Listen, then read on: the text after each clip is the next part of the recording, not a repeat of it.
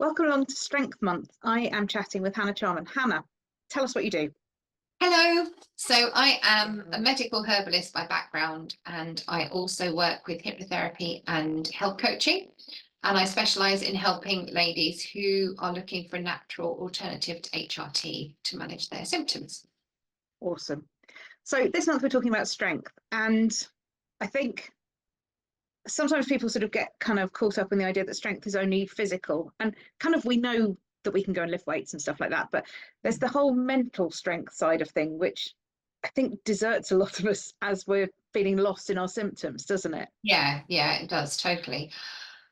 And I think we get very confused about what perimenopause is and what the journey should look like, and we're very much conditioned by other people's experiences and by, certain influences, if you like. But if you strip all that away, the whole point of moving through menopause was that you transitioned into your biggest, strongest, most badass version of yourself. And Yeah. with that comes a degree of resilience. You look back on your life and you're like, well, I've managed to survive 40 years, 50 years. I've got through quite a lot in that time, and I'm the stronger for it.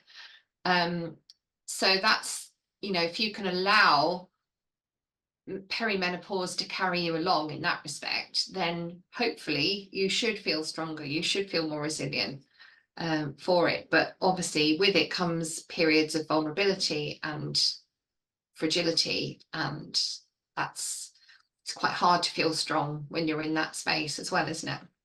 Yeah, and I think that's the bit that I think a lot of us struggle with, is that kind of those times of vulnerability and of kind of almost feeling like our resilience has abandoned us, I guess, because our hormones are all over the place, and just there's this whole roller coaster of stuff going on, and we think, oh my God, I used to be pretty good at just letting stuff wash over me, and now not. Yeah, it's a very individual journey, isn't it? Because like we were just saying before we started recording, we are both much more comfortable in our own skin and less inclined to give us stuff what other people think. And to me, that, like, I noticed a change even in the space of 6 months or a year. And a couple of people recently have been really quite rude to me. And before, I'd been absolutely crestfallen. I've been totally mortified by what they said. And now I just laugh. It just makes me laugh, honestly. And I crack on with my day. And there's no way I could have done that before. So it's nice to notice these little changes as well, because you probably are stronger than you think. Yeah. So if we look at kind of the range of different modalities that you use, if someone's feeling really unstrong, I don't want to say weak because that's not the word I want, but like just not feeling strong, and they're not feeling resilient, and they're not feeling like they can cope with things, what things can they what from your toolkit can they do to start to rebuild that strength? I mean, I always say to start with acceptance, because if you start beating yourself up because you're not the person you think you should be, that just perpetuates the problem and makes it stronger. So I always say, it doesn't matter how shit things seem to be, please just try and accept them exactly as they are. And then that puts you into a different space. It doesn't mean you have to do nothing about your situation, but you're doing it from a space of love and self-compassion rather than fear. Yeah. And that works much, much better.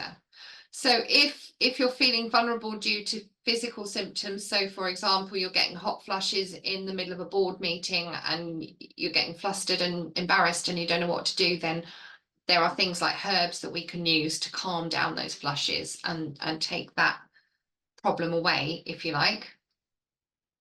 But also other things can happen as well during the perimenopause journey. So for example, childhood traumas can begin to resurface. So you get the emotion attached to that trauma, but you're not necessarily consciously aware that that's what's sitting behind it. So you can end up all of a sudden going, I don't know why I'm so angry. I don't know why I've got this anxiety. It's never affected me before. And it's actually subconscious stuff bubbling around, coming up to the surface, and you don't realize why it's doing it. So in that kind of situation, we'd be looking at things more like hypnotherapy, and perhaps some health coaching as well, looking at your past and how ways you can sort of take the heat out of that.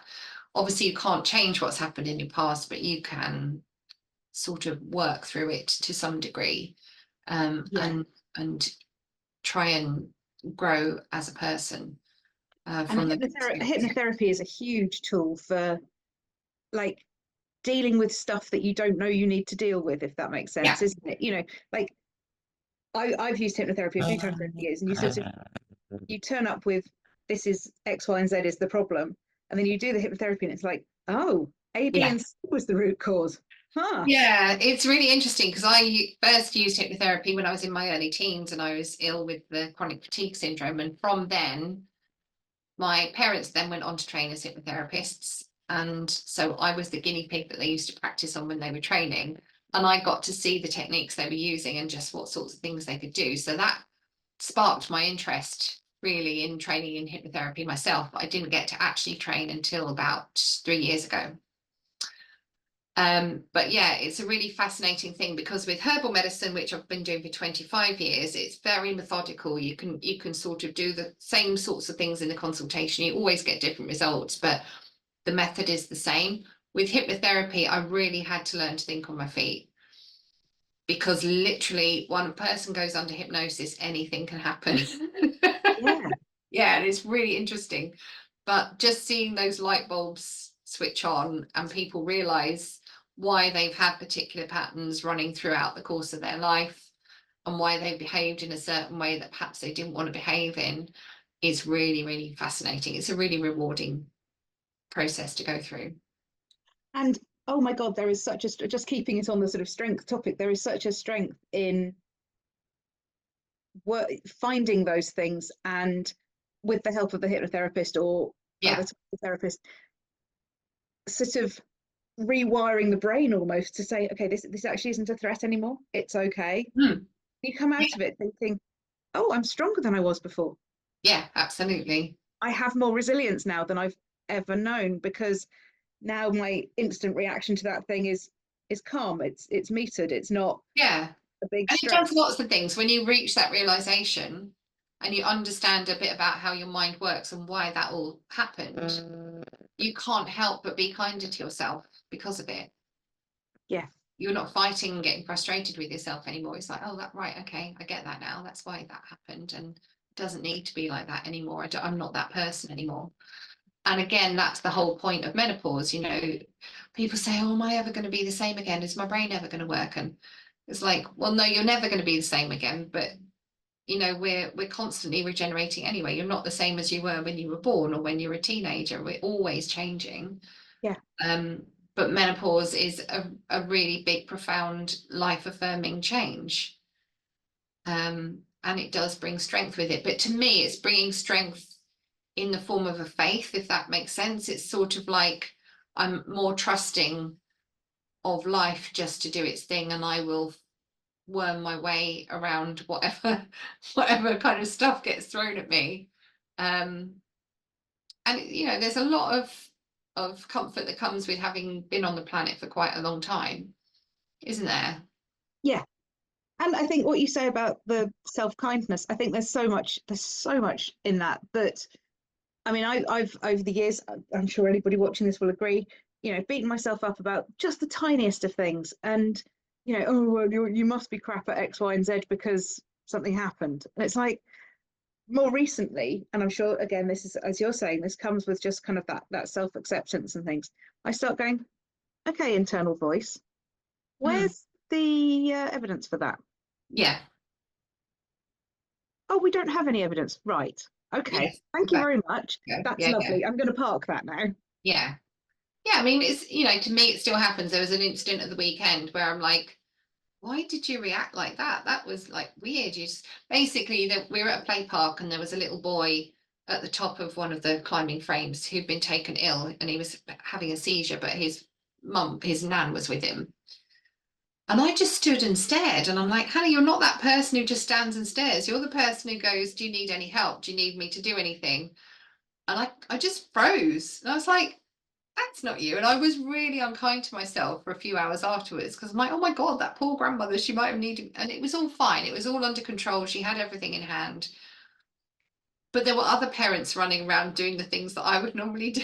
I'm just like, why did that happen? But the other thing is that is just perimenopause. You do disconnect. You do sometimes just your brain does something weird and you behave in a way you wouldn't expect to behave, and that's part of it as well. And let yourself off the hook, And really. it's okay, exactly, Okay, and it's no okay. harm done. Yeah, No, and if you had really needed to step up, your I would body have done. If she was going, oh, help, help, I would have absolutely done it. But she wasn't shouting for help. Yeah. Even though I was there and I could clearly, like, we were looking at each other, and she knew that I could see her. So it was just an odd one. And you do still sometimes catch yourself being a bit mean, and that's okay too, because if you've had a lifetime's habit of beating yourself up, which most of us have, yes. it will take a while to move out of that, but I'm definitely moving out of it.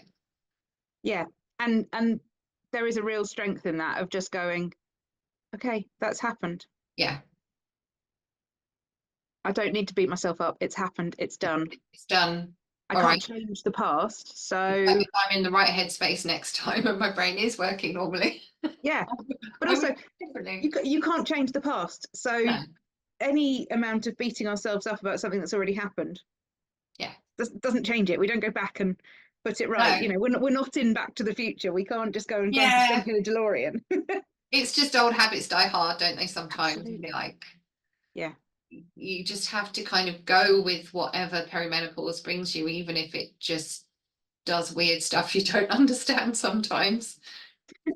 And that's really where the strength comes from, I think, is the letting go and go, okay, it is what it is. Yeah, love it. Yeah, all good. So people can work with you from anywhere, can they, Hannah? I'm not allowed to take on clients in the US because of my insurance. Okay. Otherwise, Insurance. yes, pretty much. For herbal medicine, sometimes we need to look at the logistics of getting herbs to people if they're in other parts of the world. But certainly hypnotherapy wise and health coaching wise, yes, we don't have any restrictions other than the US. Awesome. Perfect. And Cool. therein lies loads of strength. Love it. Thank you. Thank you very much. Cool. Take care.